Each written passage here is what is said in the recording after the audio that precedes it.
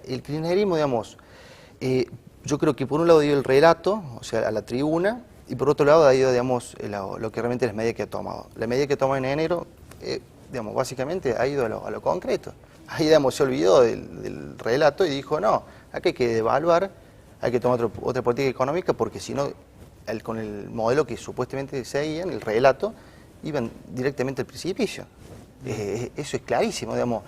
Cualquier análisis, digamos, que uno haga de la realidad indica que, es más, lo van a tener que seguir haciendo de acá a fin de año, van a tener que seguir corriendo el tipo de cambio por una cuestión inexorable que no están haciendo bien, digamos. No es una cuestión, no voy acá el gasto público, que hay que bajarlo, puede ser en realidad una cuestión, un mito liberal, que hay que... No, el déficit no va por eso, va por el otro, lo que yo mencioné, el tema, una matriz energética deficitaria, más de 8.000 millones de dólares, el tema de la deuda externa. A ver, si realmente es un modelo progresista, hubiese hecho lo que hizo Rafael Correa en Ecuador, una auditoría de la deuda externa. Que las dos terceras partes de la deuda externa, cuando asumió Correa, era espuria, era odiosa. Se basó en la doctrina internacional del derecho público, deuda odiosa. Y los acreedores internacionales lo reconocieron. Argentina tiene que hacer eso. Era una deuda bastante más chiquita, eran 17, bueno, ¿no? Porque es un PBI más chico. Sí, sí. Digo, pero bueno, pero hay un ejemplo. Bueno, pero hay un ejemplo a seguir. A ver, hay que animarse. A ver, justamente tiene tanta energía política y motividad para hacer ciertas cuestiones, vamos a lo hecho. ¿Qué sector es el que más ha ganado en la Argentina en estos últimos 10 años? El sector financiero. El año pasado los bancos han tenido una ganancia de 30.000 millones de pesos.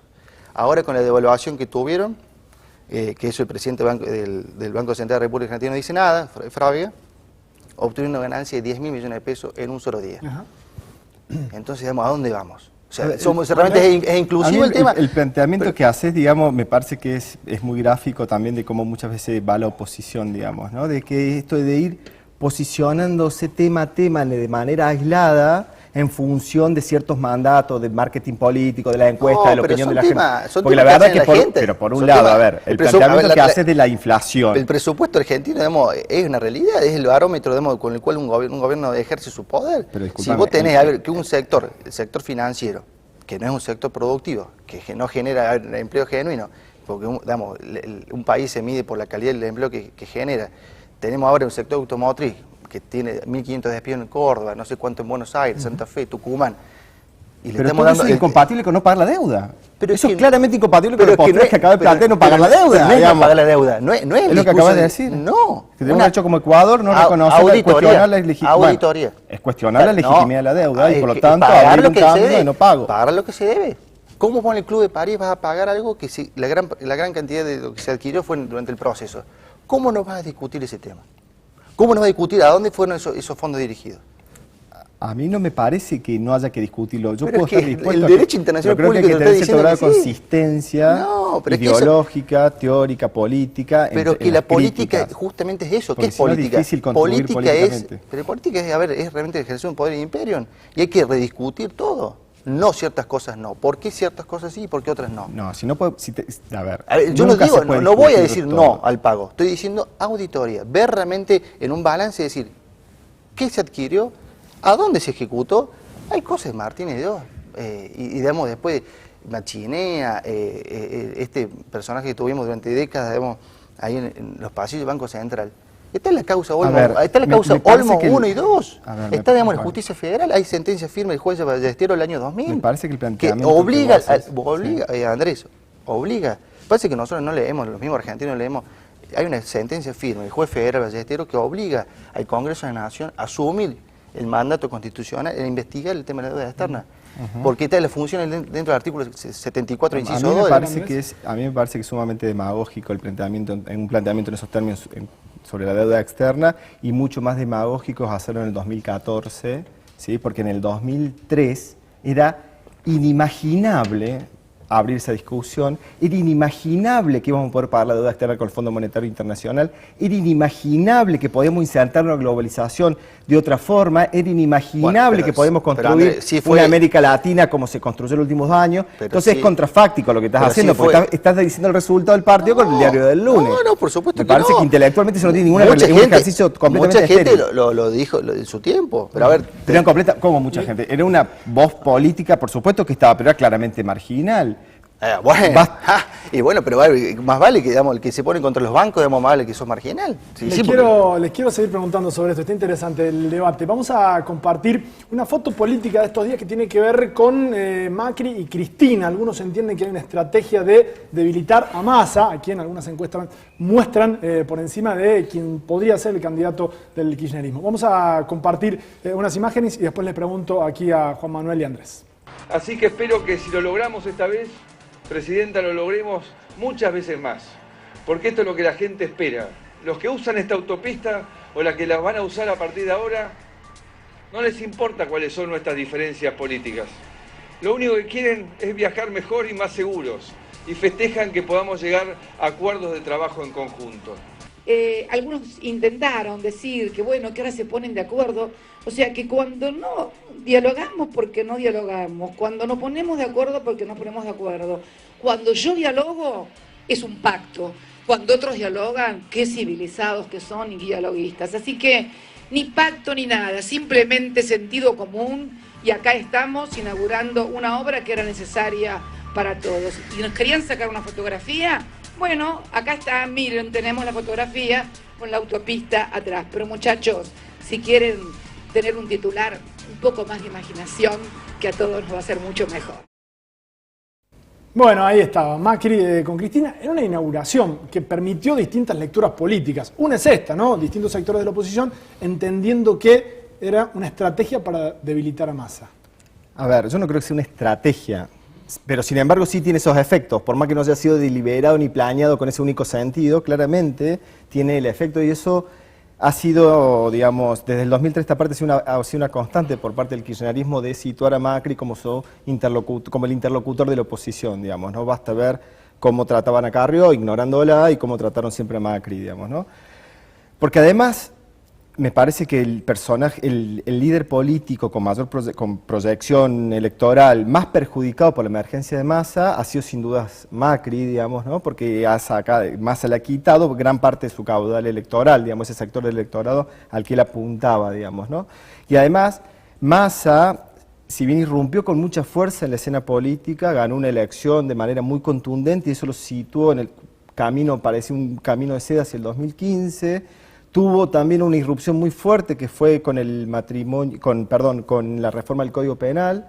Digamos que ese para mí fue un síntoma muy interesante porque por primera vez en Argentina en los últimos 10 años el posicionamiento de un líder de la oposición logró estructurar la discusión sobre el tema.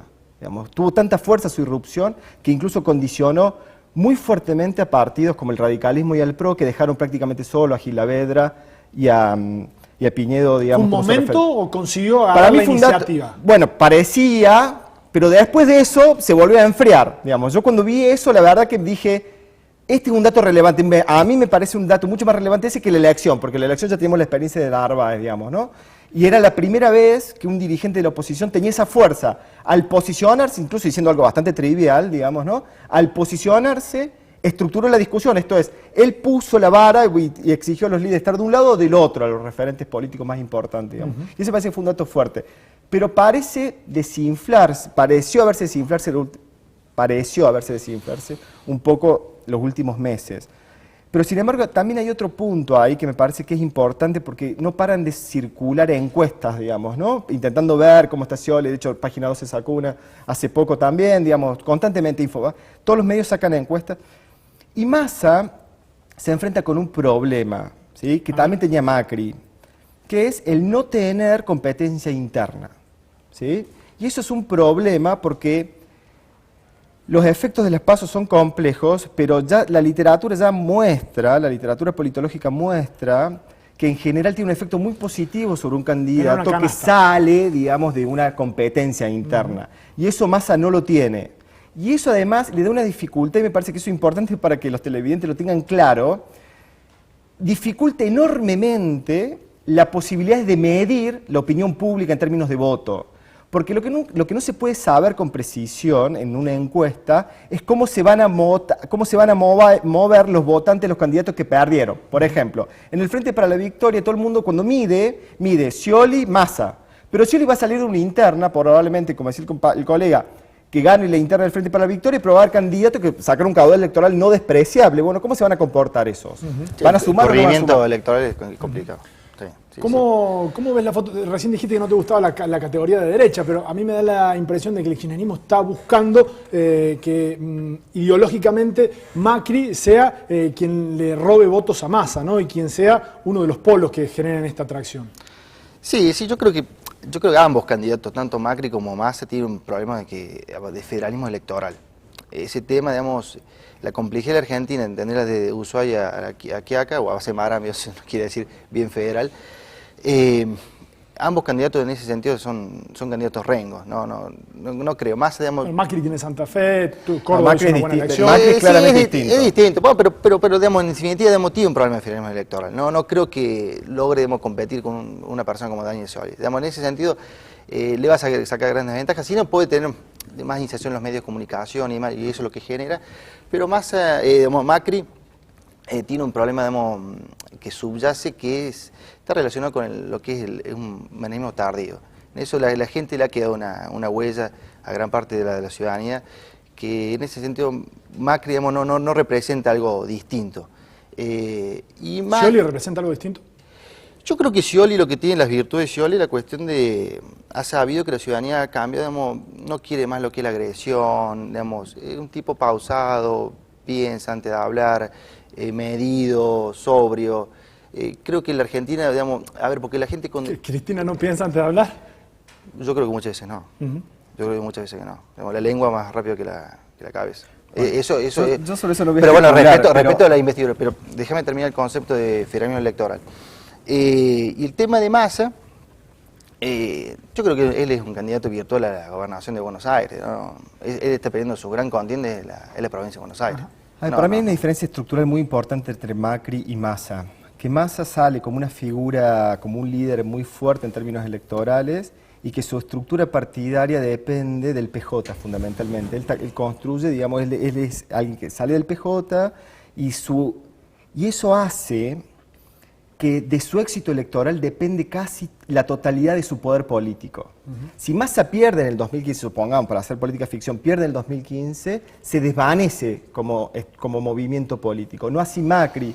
Macri está apostando, me parece que muy sensatamente, incluso, es más, hay muchos que especulan con que el 2015 Macri no se presentaría, ¿sí? Porque la apuesta de Macri me parece que es la de una construcción territorial, de desarrollar construcción política territorial, lo está haciendo en diferentes provincias con diferentes Andrés, éxitos. Apuesta a actores y a deportistas, o sea, a ver, es una construcción política... Yo no lo banalizaría Macri de esa forma, digamos. No, bueno, pero en la realidad, ¿quiénes son los nombres? Digamos, la grilla de los nombres... No, pero a ver, el equipo yo creo de gestión de Macri, no es la política que la Argentina necesita. Bueno, eso es otra discusión. Pero yo hago análisis de lo que, como entiendo que se mueve la política. Pero también está el deber ser. Bueno, ese es problema tuyo, no mío, digamos. A ver.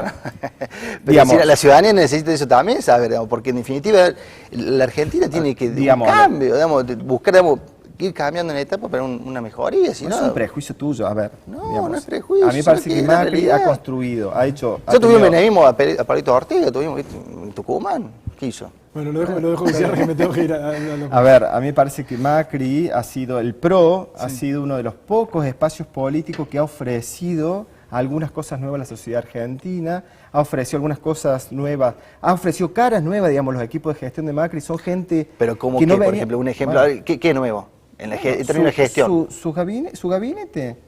No son gente que venga de la política. En ese sentido, el kirchnerismo tiene más líderes viejos. De la Sota también cambió el gabinete ahora y que no por eso va a ser nuevo.